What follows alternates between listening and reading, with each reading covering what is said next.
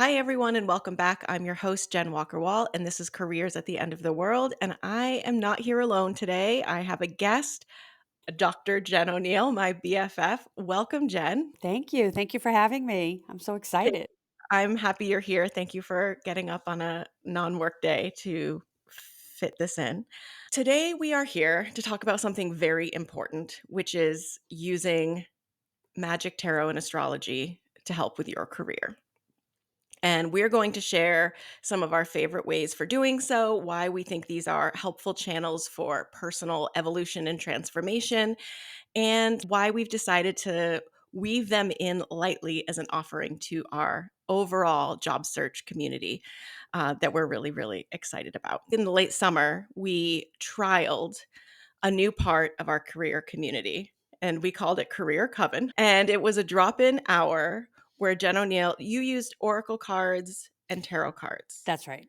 So it was designed as a way to see, like, would people be interested in this? Is there an appetite for this? And is this helpful in moving people through their job search process? Does it help people get unstuck? So, Jen, do you want to say a little bit about like how that went, just at a high level? Sure. So I really think that tools like tarot and magic and astrology are so powerful and can be used for such personal transformation that using them in your job search or when you're trying to navigate a job you're already in feels really natural to me because it's like an extension of your own power.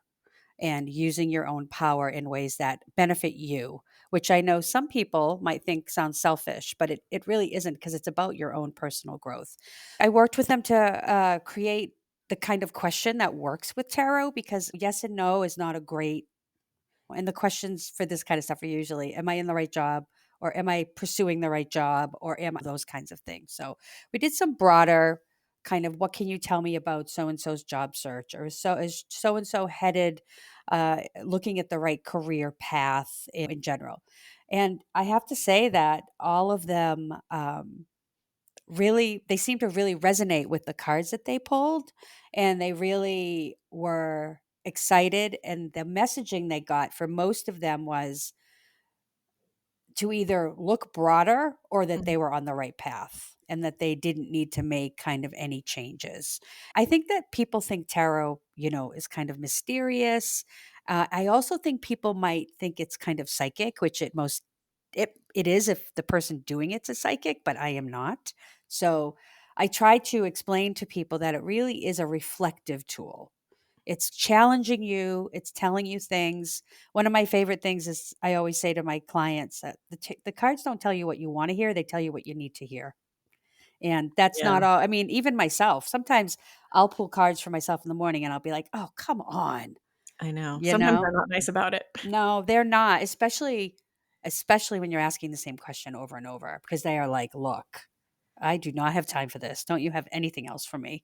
Something you said that I think is important. It's important in a career coaching context, but I think it's like doubly important if you're doing tarot, especially on your own, is like getting people to ask a good question. Mhm. Can you say a little bit about like what makes for a good question versus a bad question? You can ask yes and no questions, right? But you really have to know tarot to know what a yes answer and a no answer look like. And I try to steer people away from that. So for me in tarot and in job searching, the questions need to be a little more broad. People want to get right into the detail of is this the right company or is this the right person to work for, or and I want people to take 2 or 3 steps back and think about the industry and the type of work and the tasks that go with the type of work. So many people get hung up on titles and, well, I'm a this, so I have to only apply to this, right? So, cross referencing tasks and that sort of thing. And so with tarot, we do the same. We pull back, it's a wider reflection, and the questions are more like a story. If anyone out there is familiar with motivational interviewing, which is I'm also a social worker, so that is a social work intervention that was actually invented to be working with substance use abusers because You can't ask people yes and no questions when you're trying to gather information to help them. So it's tell me a time, tell me a story, or tell me what you think about. So with the tarot cards, we would ask something like, what can you tell us about Jen's current job search track? And if you get a bunch of cards that are like the Tower, which is a huge upheaval, you get the Nine of Swords, which is a nightmare card, and you get the Three of Swords, which is heartbreak. There's clearly a message there that you're not on the right track. So it allows people to see that and maybe get some get a thought process happening where they move on to a different area, or they begin to widen their scope, widen the job search, not look at certain titles, and really begin to look at the jobs. And conversely, if they get, the Sun, the Empress, and the Three of Cups, which is a community card, then you're going to say you're on the right track. Like, this is the right area you should be looking in. I love pulling the Empress card. It doesn't happen that often, but it makes me No. really happy when it does. I think what's so important, and I'm saying this like it happens abstractly, but this is what happens to me when I'm in a panic state about my life and I go to the tarot cards is I ask like desperate questions like, Well, am I okay? Is this going to be okay? Rather than like, right. what is missing in my process? What am I not seeing right now? Which is such a fundamentally different question that yields such different Right. results, right? Like if you ask a question like that, no matter what you like, you'd have to pull something really, really positive to like, Yeah. Yeah. and that you usually don't pull good cards when you And there's ask. only one card I can think of that would counteract that, which is the 10 of cups, right? Mm, Everything else I think would have a message or a warning in there. And I always say all the cards come with both because as you know, we've talked about this. I don't read reversals, right? And a lot of people mhm. use the reversals as the kind of warning side of every card. And I don't. I just read them straight up and go with all the messaging. Um, the other thing I think people need to remember is whether you're reading for yourself or you're getting read, whether it's online, in a room, your energy is being absorbed into the conversation through the reader into the cards. So if you are asking desperate, um, angry, or just highly anxious questions, that is going to come through in the reading. Yes. And so that's why I try to get people to, first of all, take some deep breaths. Yeah. Second of all, take 3 steps back and look at the wider picture. And it's hard because we've all been desperate during a job search. We've all been desperate in a romance, in the big three for tarot reading are romance, job, and money. We've all been desperate about money in our lives. So I understand those questions, but they're not going to give you an accurate message if you're not asking a question that doesn't come through with such highly anxious energy. Or even an actionable, Right. so when I Right. ask like, what am I not seeing or what am I Right. not doing? What am I paying too much attention to? Like what are my strengths? Like I get much more helpful reminders Mhm. and information from the That's cards. right. That's Yeah. 100%. I mean, and it isn't I don't want people to think it's like only focus on the positive. That's not what I'm saying.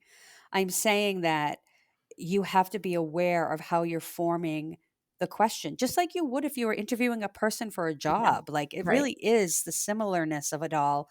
It's also true in research, right? Like, the way Right. you frame the Right. question, it has everything to Right. do with what answer you get, and Oh, it's true with tarot cards, and it's true with career coaching.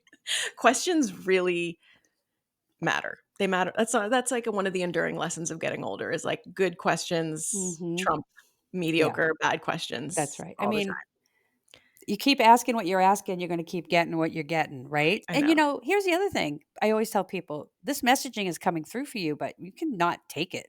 Yeah. It's not, you're allowing and accepting the messaging and the energy into your life. You can just as easily say, "No, Yeah. that's not for me." Okay, that's Yeah. also fine, you know?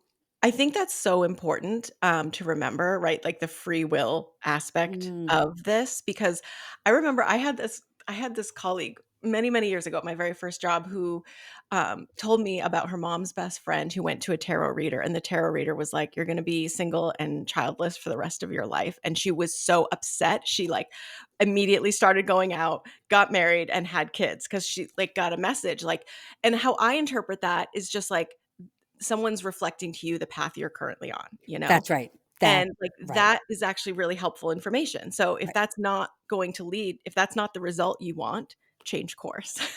Well, and one of the other tools that I use that isn't on the title here, and I don't use it in job search. I use it for me, really, and occasionally I'll use it with a client if they ask for it. But I use a pendulum, Yes. right?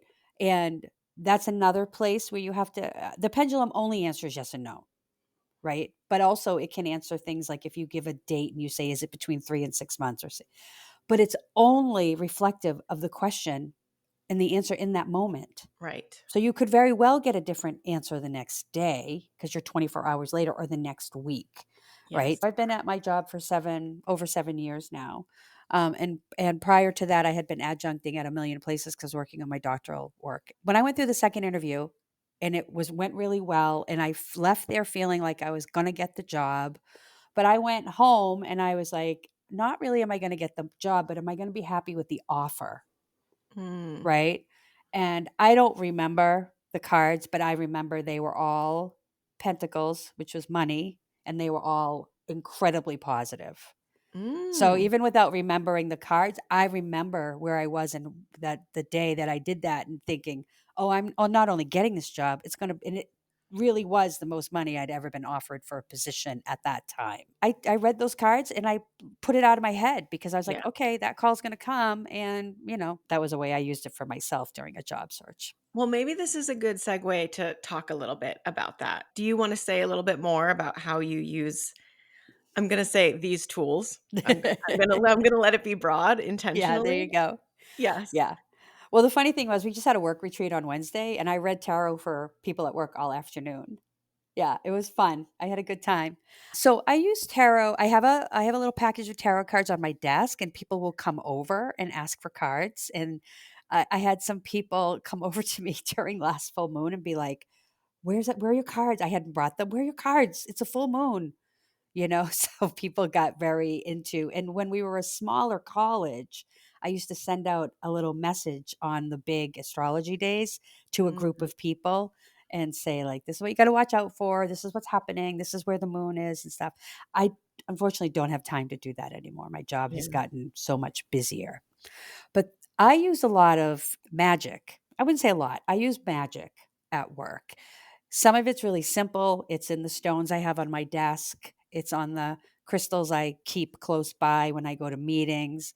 I recently bought some banishing oil in a roller from a shop in Florida called Spellcrafter that who has great candles, and I really like their stuff. And I wear that. I have it in my purse, and I put it on when I go into meetings with people I don't like because I don't want them near me in the meeting. Yeah.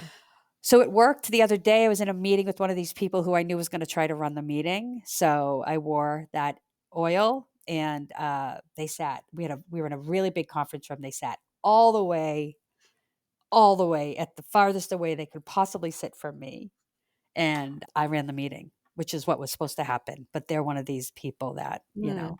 Can't And help them. I'm a pretty strong personality. You know this, Jen. Like I don't have a problem saying, I don't understand what you're doing. This is my meeting.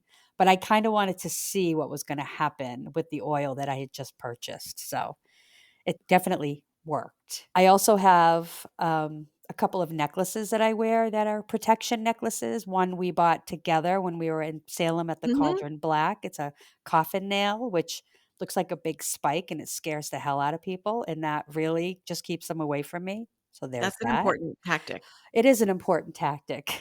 and but I do also a lot of attraction stuff like at home for either people I want to have positive things happen or attraction things for me, attraction things for more money if I'm up leveling in my job and feel like there should be more pay. The other big thing that I do, and you do this too, is I think about what the day is, right? What's the planets? What's the color? What's the stone? And, I use that app that you told me about. It's called Planetary Magic. And then it actually goes into the hours because there might be a planet of the day, but there's planets of the hour. So Yeah. if you're thinking about doing things at a certain time, and I know you also do that, I don't do anything elaborate for work because I always feel like I don't want anything to blow up. Sometimes that energy really is not helpful in any situation, right? Yeah. It's also what I keep, in my house. It's what you surround yourself. It's what you wear every day. It's the jewelry you wear. It's your I agree with Jason Miller, and witchcraft isn't always about intention. Like that can't be everything, but it is about the intention in which you do things and live your life. That's not the only thing, but it Yeah. is like the backdrop of everything. Yeah. Yeah.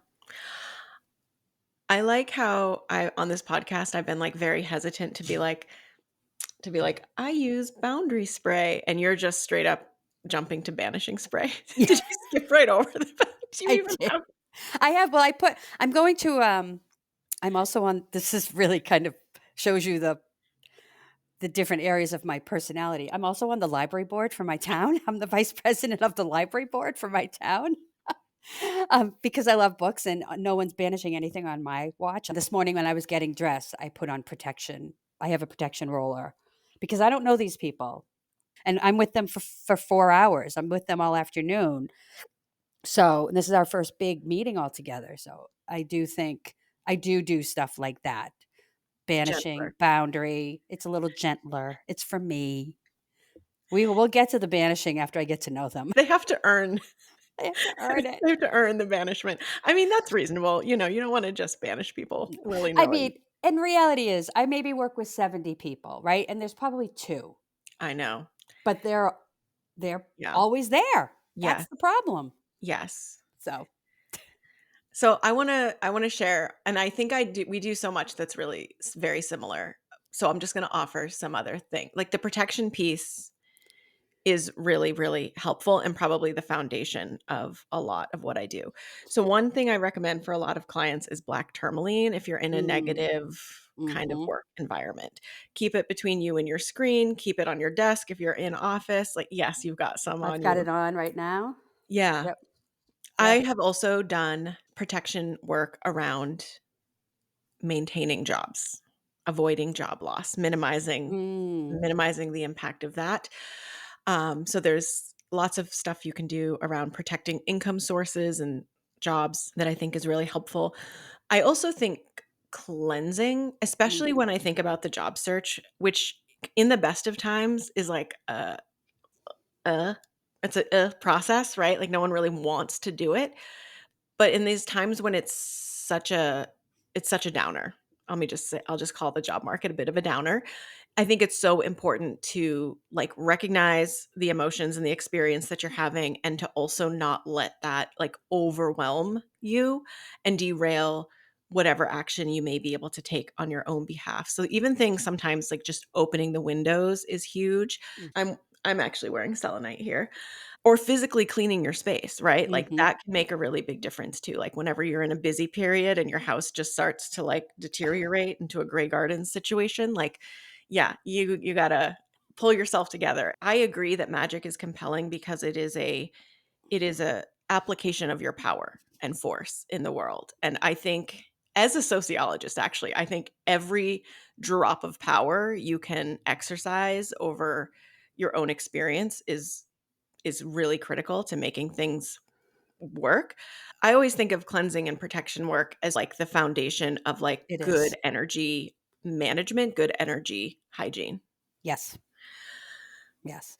Uh, And if I can interrupt you, that yes. also includes getting enough sleep, drinking enough Yeah. water, getting into the sun or the moon, whatever you prefer. But getting some fresh air, right. I mean, I always say to my students when I have in-person students, we're all just plants with more concrete nervous systems or more sensitive nervous systems. We need all of those things. Yeah. But you're right about cleansing. And I want to say about selenite, you were saying you were wearing selenite. An easy cleansing ritual. Selenite is maybe the least expensive of anything you can buy, right? Because this does not, I really want to say, does not have to be an expensive endeavor.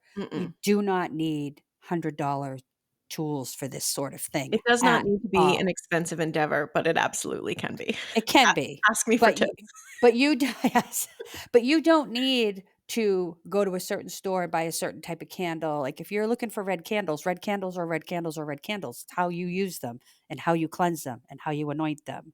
But if you buy sticks of selenite and just put them over the top of your door jamb of every door that you go in and out of, especially your front door, Yeah. where everyone comes in and out of, that cleanses the energy of the people as you come in. Everything. So thinking about how you are setting things up when you're putting your house together, when you're unpacking, when you're moving, when you're all of that. Like before I moved in here, I came up I said to my landlord, can I come in the night before? I need to do some cleaning." And I heard her say to her husband, "Jen's coming over. She needs to do witchcraft cleaning."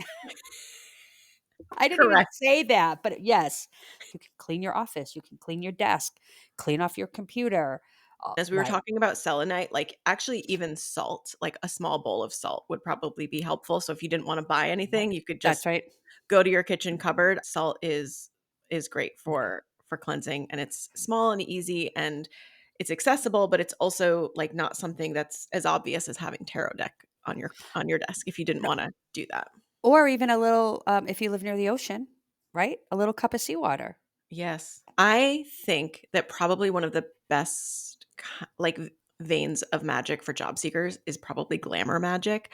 I Mhm. feel really strongly about that, and because I think if you think about power posing, which had its moment a while ago, and I know is kind of controversial at this point, but I actually just see that as sort of like a scientific orientation to thinking about like how we embody our confidence, and our ability to succeed and to thrive. And glamour magic, which I think a lot of attraction work falls into that. And I just want to say, for job seekers, the days that I really think about in terms of like planetary magic and aligning glamour magic, Fridays are Venus days. And so that is a really good, powerful day to do attraction work. And that could look like, lighting a red candle and writing a real clear explanation of what your target job looks like, what you want in detail, right? So not just a job Oh, title, but no, in as, detail. as specific as you can possibly be. And then, light that sucker up. I feel like we should say, like, obviously, fire safety.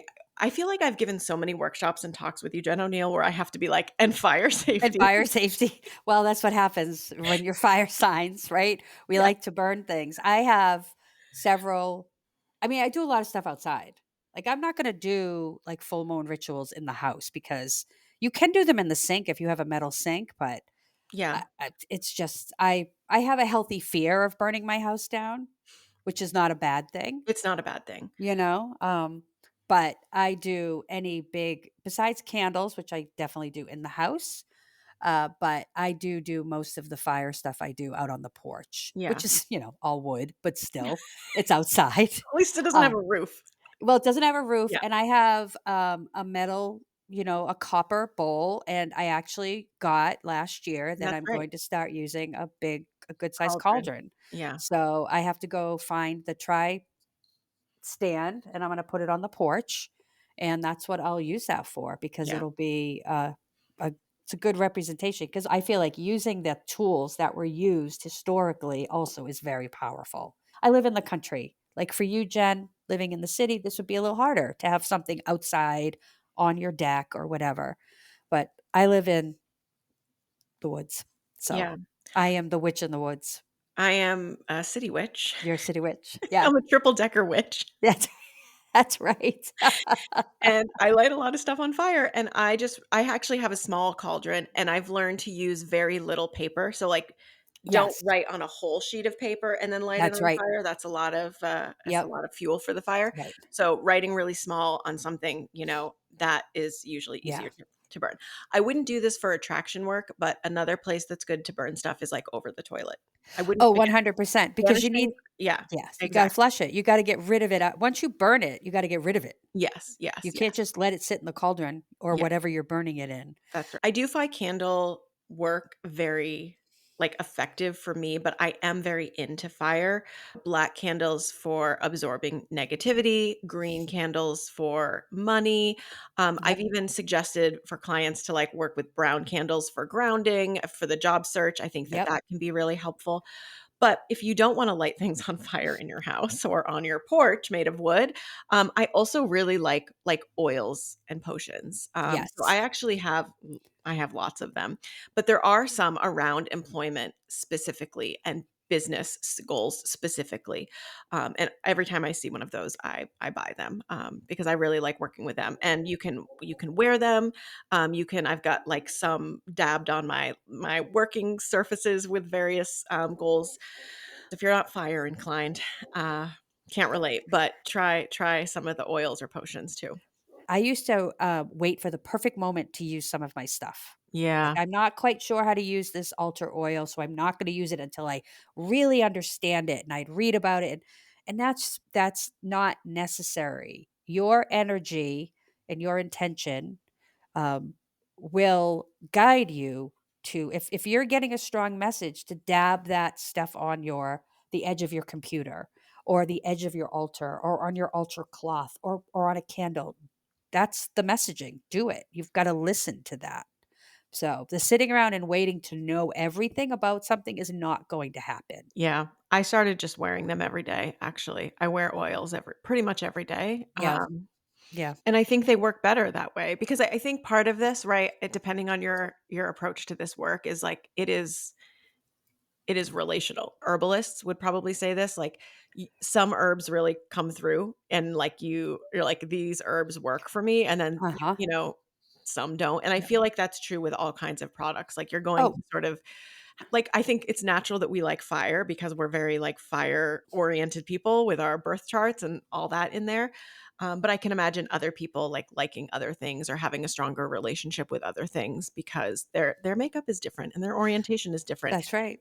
And That's right. also, we haven't really talked about this, even though both of us do it, like, but I have found that switching to this is probably a whole other episode for a whole other podcast, but actually switching to what is in alignment with the ancestors will really Yes. just make everything so much better. So, Mhm. if you are using things that don't have substantial meaning, I think in your family history, they may work because I mean, certainly I've gotten, some results with generic stuff, but when I switched to stuff that is more in alignment with my family line, like things really shifted pretty rapidly.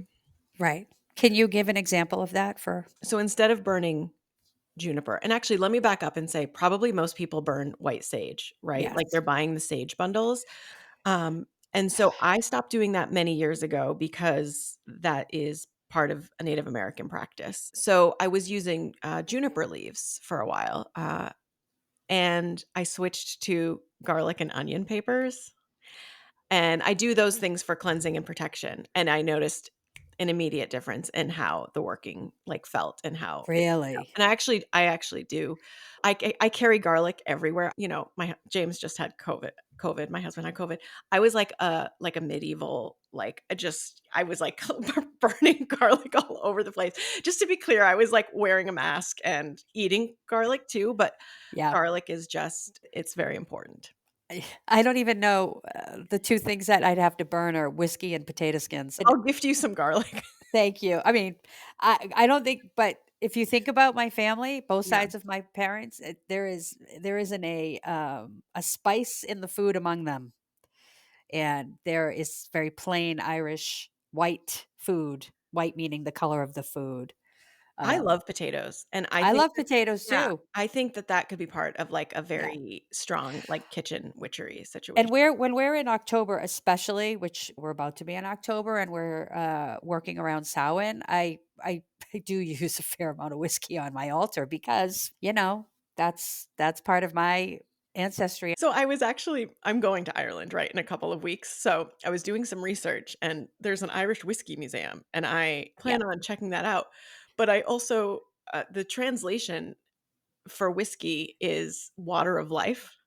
I was like, "Water of life is actually a very powerful way to think of whiskey," so I'm gonna have to do some it research. powered a country. It really did, it really did.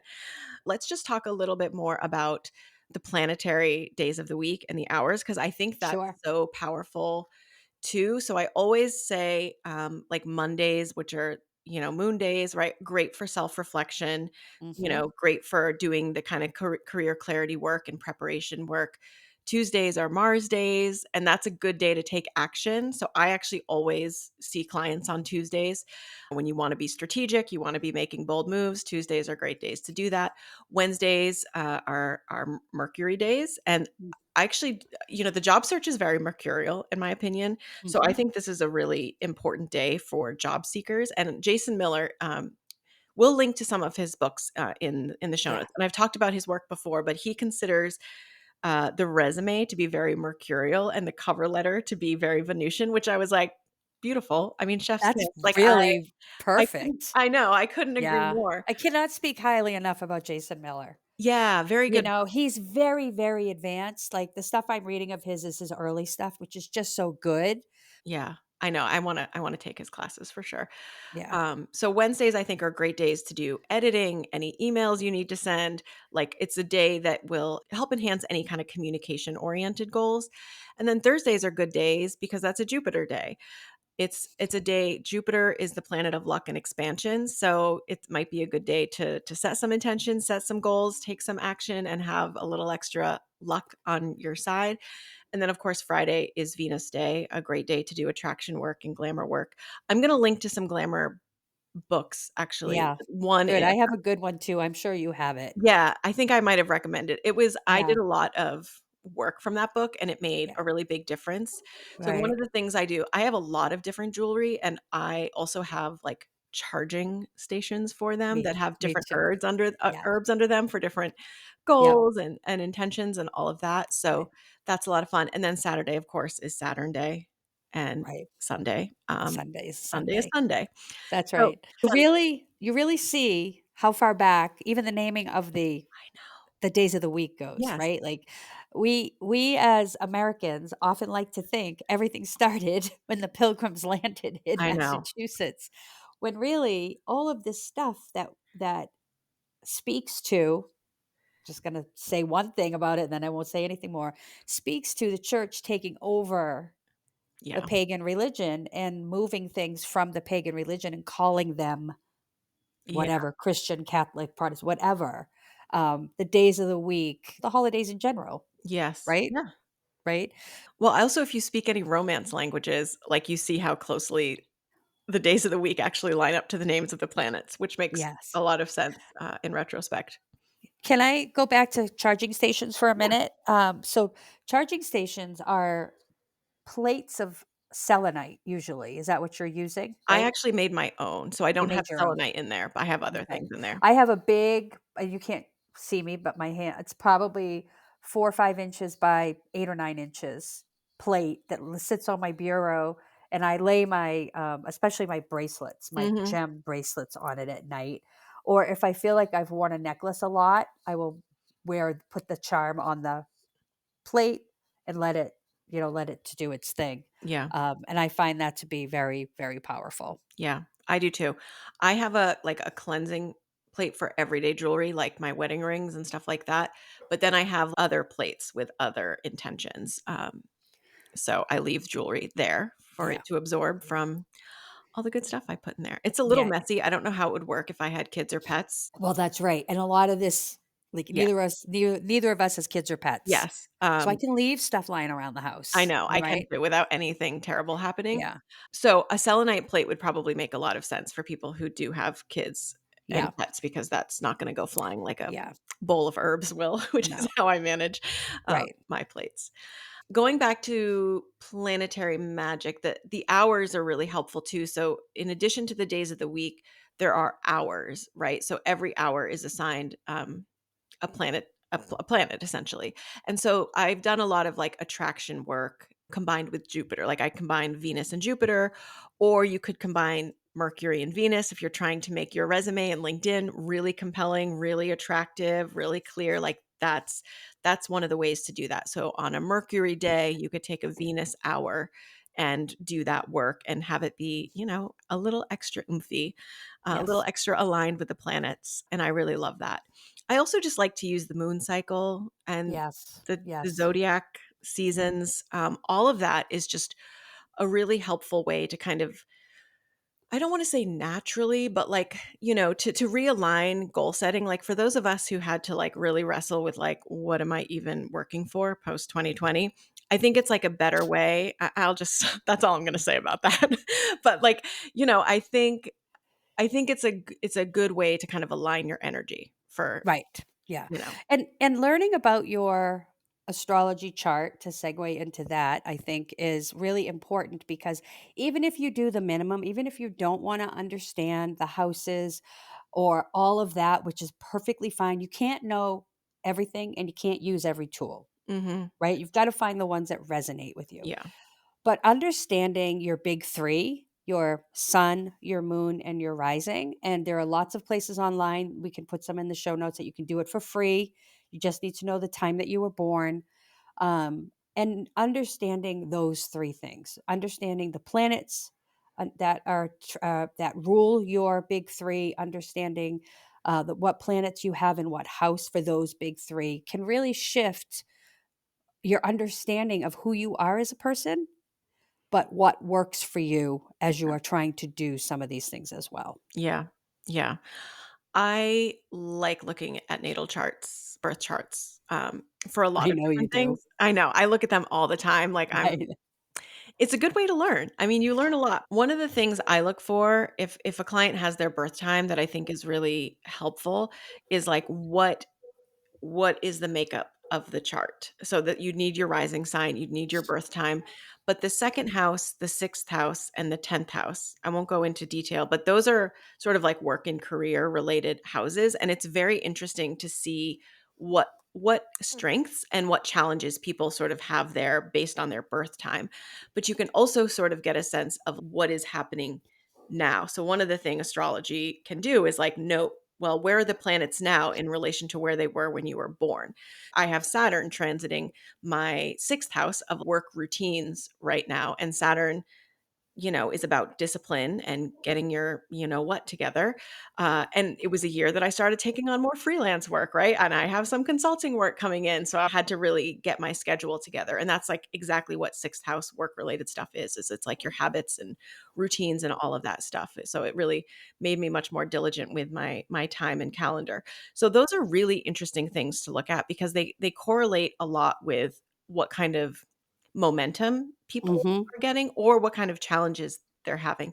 And I just see so many common placements among my clients. I have a ton of Scorpio rising clients. I have a ton of folks with sixth house Scorpio stellium. So that would make them, I think, Gemini risings. Oof, It's actually that's rough. it is it that is those are really challenging placements, I would have to say, but they're also so smart, so brilliant, like, so thoughtful. I love it. I'm a sucker for Scorpio placements. It's because I have an 8th house Venus, I think, so Well, and I have a 10th house Scorpio stellium, I know. so Yeah, right at the top. Everyone right gets at the to top. lead. I have a well, you know my chart better than I know my I know. chart, which, sometimes we'll be talking, you'll be, "Well, that's because you have a blah, blah, blah," and I'm like, "Oh my god, Jen." I just wish I don't have the brain power you have some days, because I also have the Virgo stellium, which confounds me most days, my Virgo I stellium, have a just lot of I was gonna say the next thing I would say is probably clients with strong Virgo placements. yeah, Yeah, yeah, yeah, and one very of the high. things I would say too is that we all have those days and weeks where we're like, "God, nothing feels like it's going right," or everything I just feel heavy. You can almost always track that back to your transits, Yeah, almost always, yeah, you really can. you There's a know? lot of that, Yeah, and I've trained the people at work so well that they'll come to me and be like, "What is going on? yeah, What's happening in the sky right now? Because I feel like this, and this." yeah. Well, And I'm like, "Nothing, I guess that's just you yes. Or have you seen that meme where it's like, "Can the astrology girlies tell me which planet is making me making me lose my" sad." Yeah, and everyone's like, "It's Earth. Earth is the planet that's making you sad." Well, it really is Yeah, true. no, it really Yeah. is. It really is. So, yeah, so I really like to organize myself like that. One of the things that astrology is good at is seasonality. You can only manage so much at once, and Mm. Astrology gives us a way to think about that. There are themes that will touch every zodiac sign over the course of a year, but you're not doing all 12 at the same time. You're not focusing on every part of your life at the same time. 2 or 3 areas of your life are probably going to be emphasized at any given time, and you're going to have some aligned framework to work with that. You might think of Capricorn season as a good time to start towards your career goals, and it's at the it's a little, oh, I know you I have your Mars, your little retrograde Mars in Capricorn. Oh, Capricorn kicks my ass every year. And one of my very good friends is a Capricorn. I She's a know, Capricorn yeah. sun, but oh, it's just Scorpio season too. Always like it's just hard. So I was actually Yeah. gonna say, Sorry, I no, interrupted that's you. okay. That's okay. I know Capricorn season kicks your ass, but it rules the 10th house, which is where many people have their midheaven, and that's a career house that we look at. But what I really like is I actually prefer Scorpio season to think about career transition, because instead of being like a more rigid earth sign, like Scorpio offers that transformative Yes. energy, right? That true like alchemy, transmutation vibes that you actually need. You have to go through this metamorphosis in order to have a career, have a legacy, have a reputation, which is what those placements up there tend to represent. So, to that end, I won't give too much away. I'll talk about this in another episode, but Jen and I are hosting a death, loss, and rebirth workshop for job seekers and professionals in transition to talk a little bit more about how these themes work, and how to work with them as they show up. The longer people stay in in a job search process, it's frustrating, it's demoralizing. Hmm. It's hard enough to start and execute in really good times. You Stay the have to course. find a way to Yeah. maintain that momentum. Yes, take breaks. Yes, take care of yourself, but like you're also doing a lot of right things. And to maintain that sometimes requires reaching to new depths that we didn't know that we had. Thank you for joining us this week and listening to us talk a little bit about how we use tarot, magic, and witchcraft to think about our own career and exercise our own sense of power. We have a couple of opportunities that you might want to know of. Obviously, for if you're a member of our job search community, join us for a Career Coven drop-in session that happen every month. And Jen will be happy to read your tarot cards during a Career Coven session and give you a little bit of wisdom and insight from the cards. When I host them, it's going to be a more astrological oriented call, and Jen is going to take the lead on tarot. And again, this is not replacing any of the job search strategy that we're going to be teaching and offering. It is supplemental and it is optional. So if this sounds like it would be fun to dabble in, and for some reason we're attracting a lot of clients who do indeed find all of this very fun to dabble in, uh, a lot of clients are dabbling even deeper than we did in this episode, which we love. Please, consider joining us. We are opening for our fall job search community cohort, which will kick off on October 16th. So we will be open for enrollment very shortly. I'm going to take all the links and resources that we discussed today and throw them into the show notes. I hope I don't miss anything, but usually a listener will let me know if I missed something in the show notes. So just shoot me an email if I did. And if you would like a private tarot reading with the one and only Dr. Jennifer O'Neill, Ta-da. we will provide an email address so folks can reach out to you and get some more information on that. That's right. Jen, thanks for popping in. Do you want to come back again and we can Oh, yes. talk more about banishing obnoxious coworkers? And Oh, please. I would love I that. know I you would. really, really would. All right. Well, thank you so much. We'll see you next week, everyone. Bye.